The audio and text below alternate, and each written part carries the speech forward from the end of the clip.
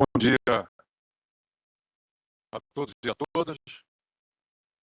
Gostaria de dizer e transmitir inicialmente prazer e alegria de estar a bordo. Eu, assim que recebi o convite do almirante Zuckerman, que muito nos honra, nos honrou com esse convite para vir aqui falar na Escola de Guerra Naval, eu antecipei pessoalmente, claro, o prazer de estar aqui nesse convívio que me faz recuperar na memória o tempo que passei com o ministro da Defesa, ao lado das nossas forças, e, em particular, ao lado da gloriosa Marinha brasileira e daqueles que fazem essa uma força que orgulha ao Brasil e aos brasileiros. E hoje, no café da manhã, eu comentava um episódio, um dos vários episódios, né, que eu gostaria de contar para vocês da nossa vivência, de muitos, e tive, é que foi na minha gestão que foi adquirido hoje navio multipropósito Atlântico, que acredito que os senhores conhecem. E então, eu comentava, aliás, o então comandante da época, meu querido, estimado, almirante Leal, bom, qual o nome que vai ser dado a esse belíssimo navio? E ele me perguntou, alguma sugestão, ministro? Eu disse, olha, Pernambuco é um belo nome. Por acaso é onde, os senhores, não sei se todos sabem, aonde nascemos. E ele então disse, eu vou assuntar, vou conversar, vamos ver. Depois ele voltou, e eu percebi que ele estava assim, um tantinho, né? Como se diz na minha terra, um tantinho sem jeito. E disse, ministro, olha, Pernambuco é um nome maravilhoso na nossa história, etc. Mas alguns acham que deveria se chamar de Minas Gerais. Mas o antigo, primeiro, porta-aviões que nós tivemos ainda no governo de Juscelino Kubitschek, que poderia ser São Paulo, que poderia ser outro estado. Então, nós decidimos que o nome deveria ser Atlântico. Eu disse, beleza, comandante, ótimo, porque o Capibaribe junta-se ao Beberibe e forma o Oceano Atlântico. Então está tudo em casa, não é isso? Não temos qualquer problema com relação a isso. E eu gostaria também, inicialmente, de agradecer mais uma vez ao convite do almirante Zuckerman, que vem a ser o presidente do Centro de Estudos Políticos e Estratégicos aqui da Escola de Guerra Naval, comandada pelo almirante Cipriano, e também nos recebe, pelo que eu agradeço imensamente.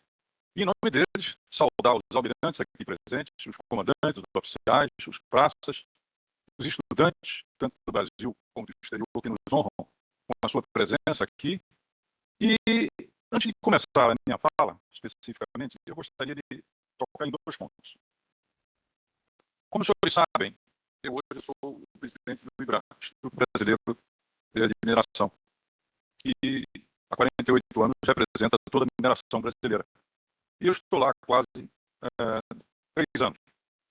E uma coisa que eu tenho observado, e também hoje de manhã cedo falamos, é o crescimento da importância, da significação, e eu diria, da escalada para o topo das preocupações geopolíticas no mundo da mineração, especificamente dos minerais chamados críticos, minerais críticos estratégicos, MCEs.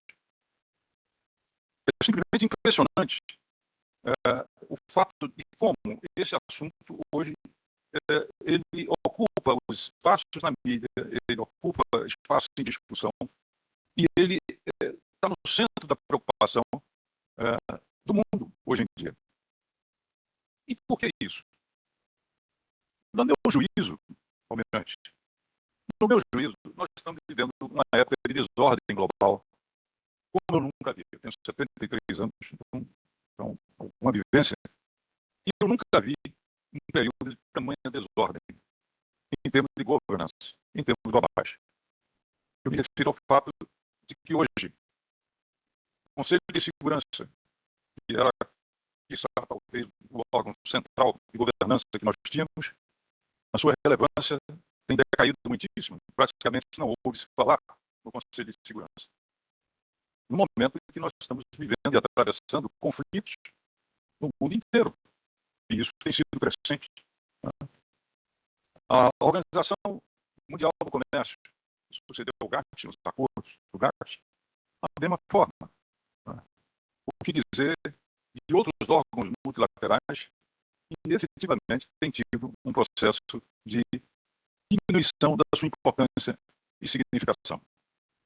Hoje, a própria OTAN, o próprio Pacto Atlântico, um dos alicerces que foram construídos para a segurança global desde a Segunda Guerra Mundial, portanto nós estamos falando de algo de 80 anos para cá, ele tem tido a sua relevância bastante também reduzida. E, ao mesmo tempo, nós estamos vendo um processo de rearmamento dos países em todo o globo.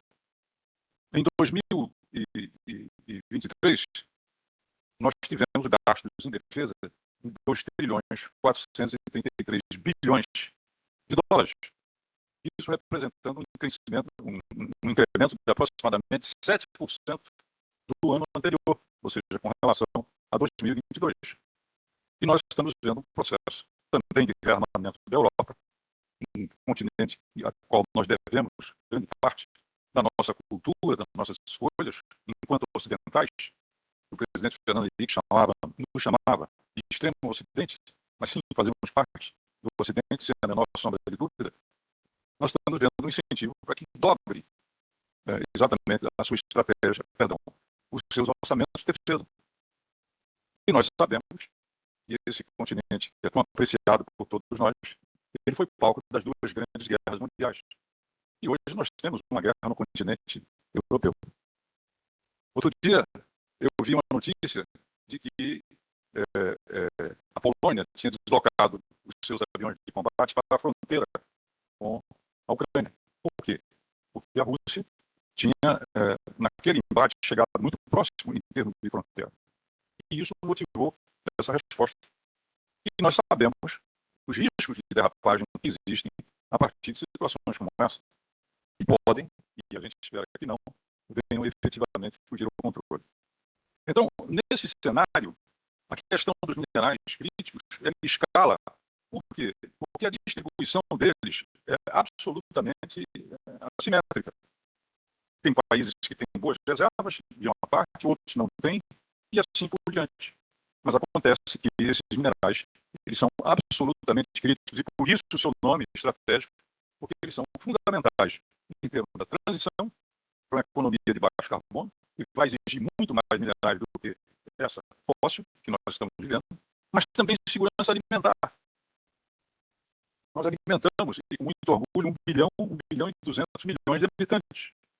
Mas nós importamos 95% do nosso potássio, 78% do nosso fosfato, sem falar nos nitrogenados. Minerais críticos estratégicos, MCEs, são fundamentais também para inovação e tecnologia. Esse celular que a gente tem no bolso, ele tem aproximadamente 14 minerais, particularmente terras raras, que estão aqui presentes, e que são hoje objeto efetivamente de disputa.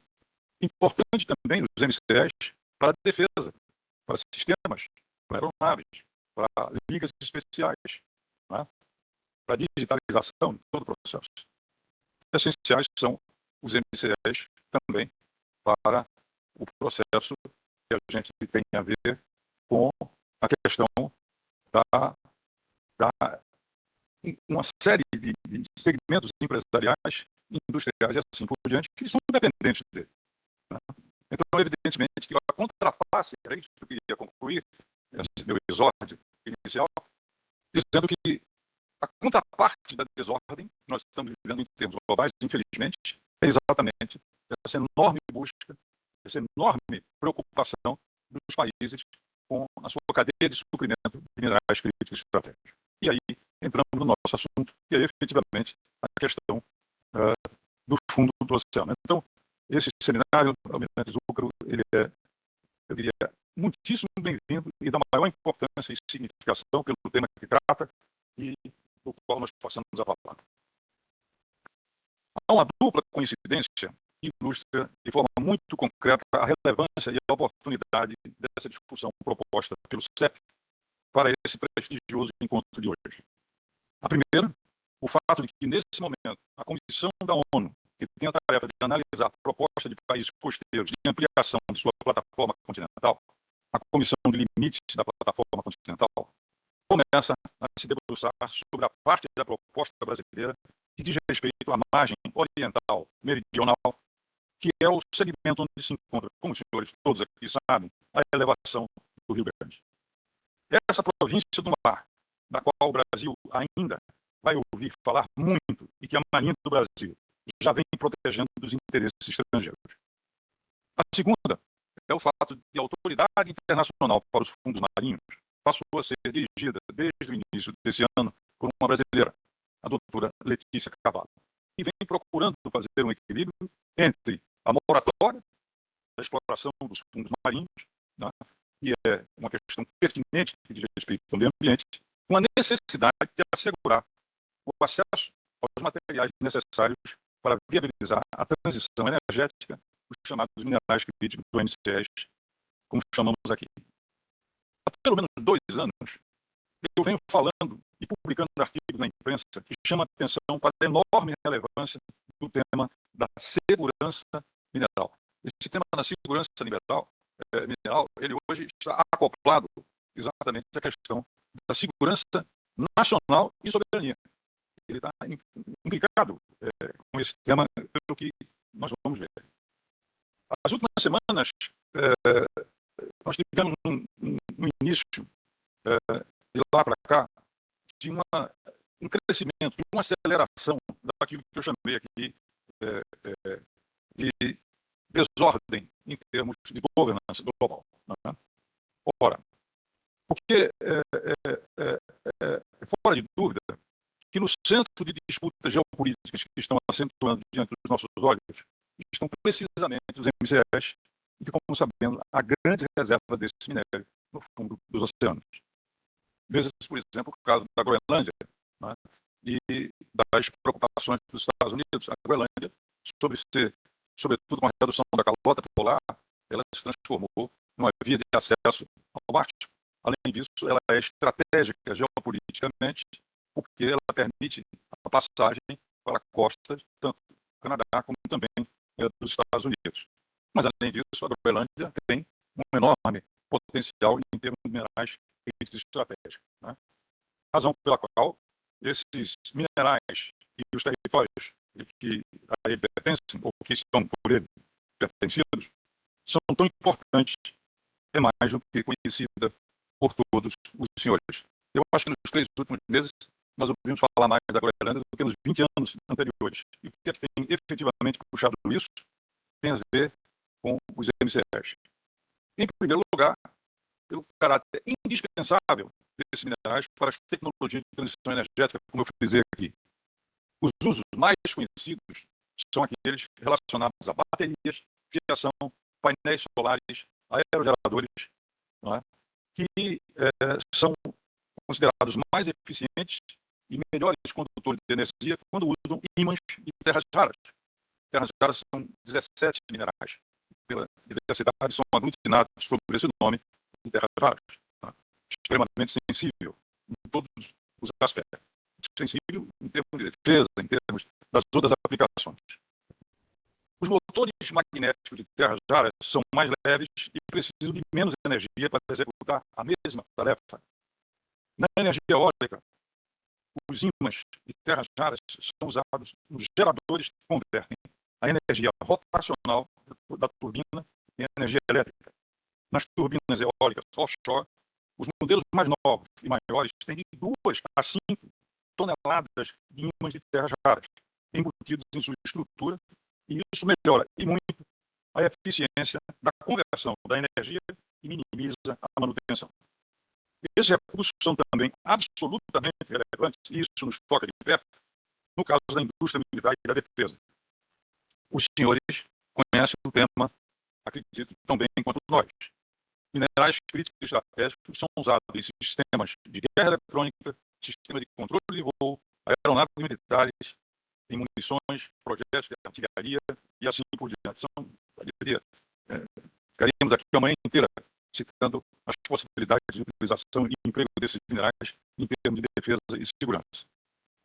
Esses aspectos ilustram a importância do encontro que é aqui organizado pelo CEP na Escola de Guerra Naval. Foi, portanto, repito, com grande prazer que aceitei o convite para esse encontro de hoje, porque o espaço marinho, o leito e o subsolo do mar são dotados de reservas importantíssimas dos chamados MCRs.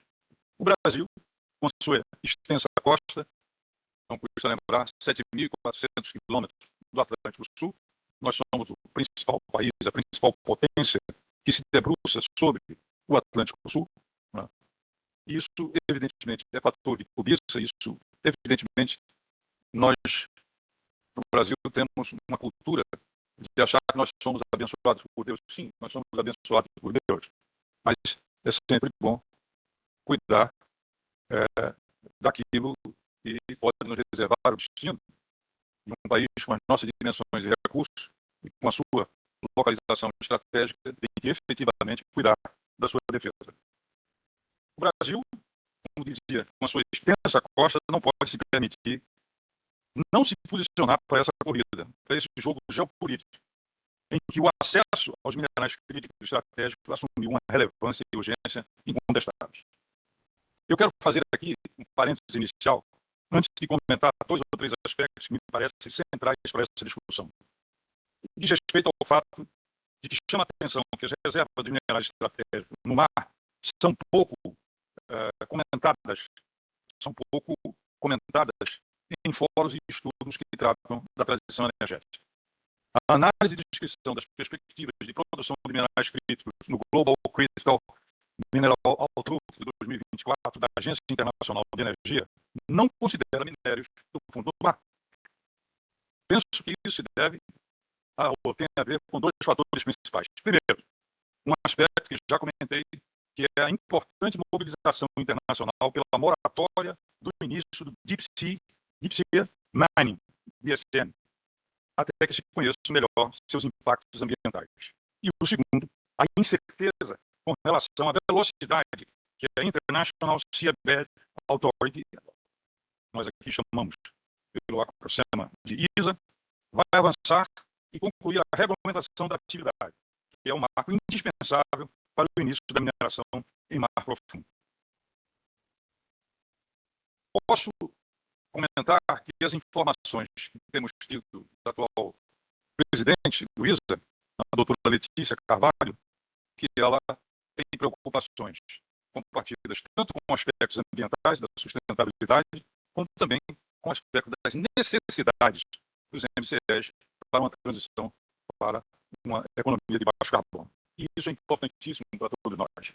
Mais relevante que a pressão pela moratória, eu penso, mais do que essa pressão, são os movimentos concretos no tabuleiro da mineração em águas internacionais. O jornal Financial Times, segunda-feira, traz uma importante matéria com o seguinte título: Donald Trump planeja estocar metais críticos do fundo do mar para combater a China. Isso faz parte, é uma das peças do tabuleiro da polaridade hoje entre China e Estados Unidos. E que no dia seguinte recebeu uma resposta da China, exatamente falando sobre a necessidade de se respeitar o direito internacional. Porque os Estados Unidos, como os senhores sabem, não ratificou a Convenção das Nações Unidas sobre o Direito do Mar. China, Rússia e Índia lideram um grupo dos países que têm contrato para a pesquisa mineral com o ISA.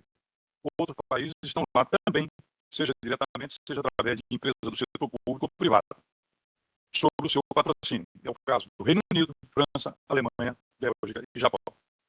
Eles estão posicionados para o momento de conclusão do Código de Mineração da ISA, que é que vai permitir que esses países passem à exploração comercial. Os Estados Unidos estão excluídos desse clube porque não aderiram à Convenção sobre o Direito do Mar, como comentei, e parece que estão se preparando para uma rota alternativa ao lado, por assim dizer, ou sem levar em conta necessariamente o código mineral a ser produzido pela ISA. É esse o contexto que torna obrigatório, em minha visão, o Brasil posicionar-se para o eventual início de mineração em águas profundas na área internacional. Nosso almirante Jacques Ferreira, aqui presente, secretário da Comissão Interministerial para os Recursos do Mar, pode falar com mais autoridade sobre essa possível volta do Brasil à área internacional do oceano.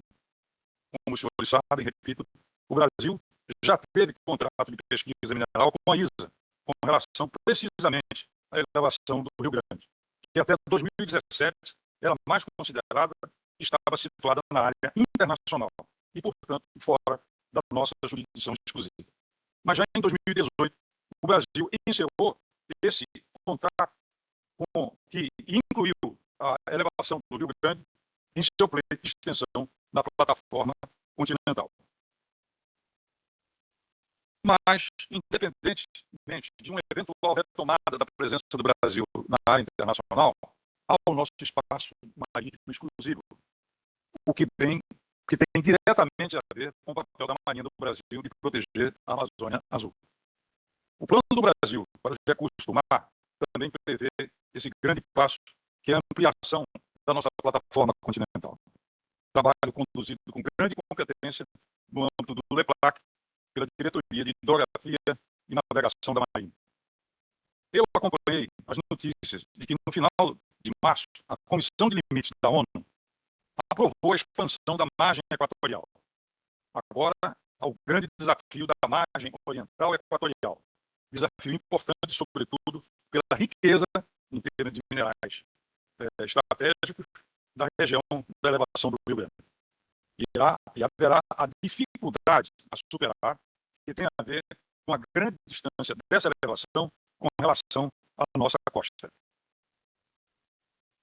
Para que isso dê certo, para que possamos ampliar nossa fronteira marítima e incorporar a importante elevação do Rio Grande, o Brasil precisará convencer a Comissão de Limites de que essa área, que está a mais de 1.000 quilômetros da nossa costa, é um prolongamento natural da nossa massa terrestre ou continental.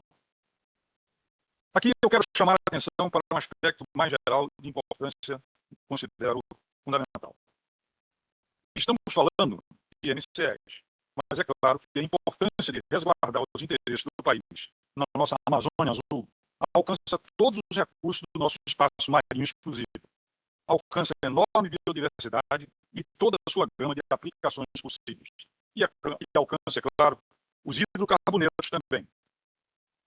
Se estivesse aqui o meu congênere do Instituto Brasileiro de Petróleo, Roberto Ardenne, ele lembraria que mais de 90% da produção de petróleo do país acontece offshore. E essa relevância do petróleo e gás natural pode se renovar na margem equatorial, se essa for a escolha do país. O que quero dizer é que os recursos do mar vão, é claro, muito além de recursos minerais, como ficou claro em nossa fala até aqui.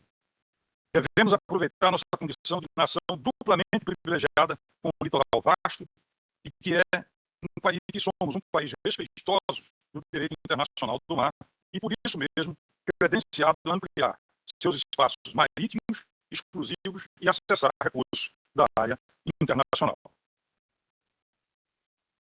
É com isso que eu me permito tratar, finalizando, ainda que de forma sucinta, um aspecto conclusivo, de que é absolutamente nevrálgico, que tem a ver com a tarefa de assegurar a proteção do nosso espaço marinho. Tive a elevada honra de ser ministro da Defesa e, portanto, conheço o que essa tarefa envolve, se me permite assim dizer. A geopolítica do mundo de hoje talvez ilustre com uma eloquência que não havíamos visto ainda em nossa vida adulta, quão crucial é estar bem posicionado e bem equipado, no caso de uma nação costeira como o Brasil, para ocupar e defender nosso espaço marinho. Há poucas semanas, o mesmo Financial Times trouxe uma matéria de página inteira sobre o título Why Ships Are the New Ships. Talvez um dos fenômenos recentes mais assombrosos na geopolítica mundial seja o surgimento da preocupação global no que diz respeito à produção, perdão,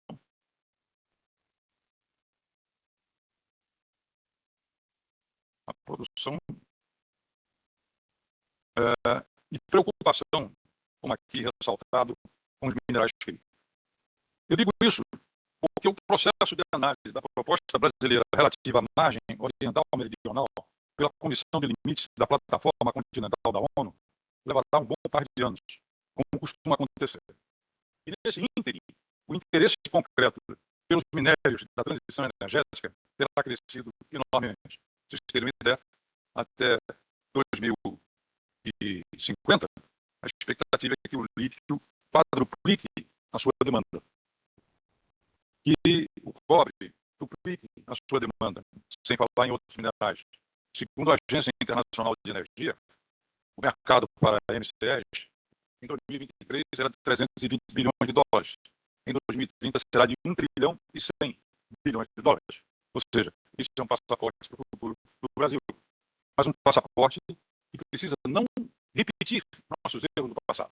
Como, por exemplo, a exportação de minerais em estado bruto. Nós precisamos refinar, nós precisamos industrializar, nós precisamos processar os nossos minerais. Ou seja, agregar valor e não apenas nos transformar num exportador de commodity mineral, como no passado fizemos com outros produtos. Isso é algo que é muito... Por isso é que eu defendo muito a necessidade do Brasil ter uma política pública voltada para os MCEs. Nós precisamos ter, Almirante, um rumo. O país precisa, inclusive por tudo isso que nós estamos falando aqui, se necessário fosse repetir, esse fato de que nós temos que ter um rumo. Através do IBAN, do CETEM, Centro de Tecnologia da Mineração, nós podemos que seja efetivamente, o Valdino está aqui representando o Ministério da Energia, sabe muito bem, um estudo focado nessa questão. Nós analisamos exatamente políticas públicas em 16 países e eles consideram, a maioria deles, a questão dos MCEs uma questão de soberania nacional. Tá certo? O Ministério está produzindo isso, o Ministério está debruçado por isso, mas evidentemente nos cabe do lado de cá, do balcão, do setor privado, pedir prioridade para que nós venhamos a ter essa política, porque ela, de fato, é que nos dá o rumo, inclusive, das nossas possibilidades de refino, de produção, de industrialização desses minerais. Continuando, eu dizia que a Comissão de Limites da Plataforma Continental da ONU levará um bom par de anos, né, para que ela chegue a um parecer final. Pode haver contestação à nossa pretensão de incorporar a elevação do Rio Grande ao nosso espaço marítimo exclusivo, da parte de nações que queiram tratar aquela região como parte da área internacional. Esse é um risco real e inafastável. Como os senhores já sabem, houve episódio de navio de pesquisa estrangeiros na região. E pode também haver interesse e necessidade do nosso país, do nosso próprio país, de proceder ao aproveitamento econômico daqueles recursos antes da conclusão da análise pela comissão. Não digo que seja provado, mas admito que seja, de fato, possível. Artigo publicado ontem no jornal Valor Econômico pelo ministro Pedro Malan e pelo professor Bolívar Moura Rocha, que está aqui presente e muito nos ajudou nessas conclusões, chama atenção para o fato de que Noruega e Japão, que são países muito ciosos do respeito pelo direito internacional, já deram passos iniciais no rumo da exploração comercial de recursos minerais do mar. Então, repito, que a contrapartida necessária da relevância crescente dos recursos minerais é a necessidade imperiosa de estarmos preparados para resguardar nossos interesses no mar. Isso envolve ou exige ter tecnologia e recurso moderno e, sobretudo, independência. É o que me permito acrescentar. A Austrália, que exemplo do Brasil, é um player tão relevante no mundo da mineração tem estado às voltas com especulações e incertezas relativas ao acordo do AUKUS, ou seja, o seu arranjo militar de defesa com os Estados Unidos e Reino Unido. É uma ilustração muito presente e muito concreta daquilo que estamos aqui a discutir. Encerro afirmando o seguinte: o Brasil precisa estar pronto para defender adequadamente seus interesses no mar. E isso passa, me perdoem os senhores a obviedade, por uma marinha forte, prestigiada, bem equipada para defender os nossos interesses, como historicamente fez até hoje. Muito obrigado.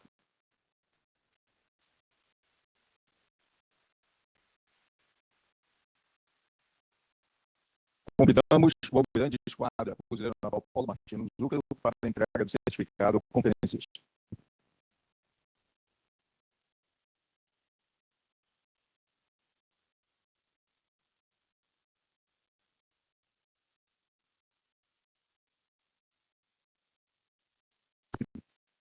Sem maiores delongas, acho que restou evidenciado o acerto da nossa escolha pelo nome do ministro Jungmann para fazer essa conferência magna. Acho que temos partido ao nosso evento aí com o pé direito e temos certeza que fecharemos igualmente com chave de ouro. Mais uma vez, ministro, muitíssimo obrigado pela gentileza, pelo oferecimento do seu precioso tempo para estar aqui nessa manhã bastante profícua. Muito obrigado mesmo.